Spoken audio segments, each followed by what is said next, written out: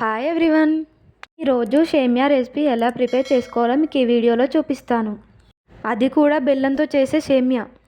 బెల్లంతో సేమియా చేసుకొని తినడం వల్ల హెల్త్ కూడా చాలా బాగుంటుంది. పిల్లలు కూడా ఈ సేమియాను ఇష్టంగా తింటారు. వీడియోలోకి వెళ్ళిపోదాం. స్టవ్ ఆన్ చేసుకొని ఒక గిన్నె పెట్టుకొని అందులో నెయ్యిని యాడ్ చేసుకుందాం. తర్వాత కిస్మిస్లను యాడ్ చేసుకుందాం. ఇవి వేగిపోయాక వేరే ప్లేట్లోకి షిఫ్ట్ చేసుకుందాం. తర్వాత ఇదే గిన్నెలో కొంచెం నెయ్యిని మళ్ళీ యాడ్ చేసుకుందాం. నెయ్యి కొంచెం వేడెక్కాక ఇందులో 2 కప్స్ సేమియాను యాడ్ చేసుకుందాం. నేను ఈ కప్తో తీసుకున్నాను సేమియా. తర్వాత ఈ సేమియాను పూర్తిగా కలర్ వచ్చే వరకు ఫ్రై చేసుకుందాం.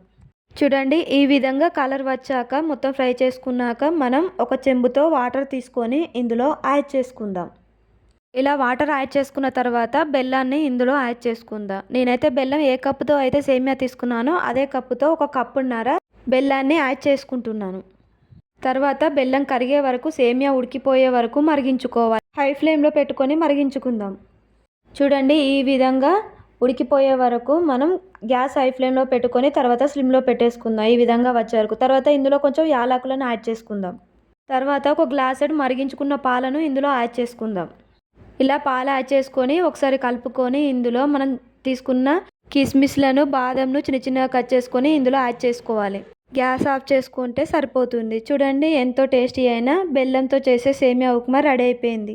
ఇంకెందుకు లేటు, ప్లేట్లో వేసుకొని సర్వ్ చేసుకొని తింటే సరిపోతుంది. ఇలా ఈజీగా ఈవినింగ్ టైంలో పిల్లలకు చేసి ఇవ్వచ్చు. హెల్తీ రెసిపీ కూడా. వీడియో నచ్చితే ఒక లైక్ చేసి సబ్స్క్రైబ్ చేసుకోండి. నెక్స్ట్ వీడియోలో కలుద్దాం. Bye bye.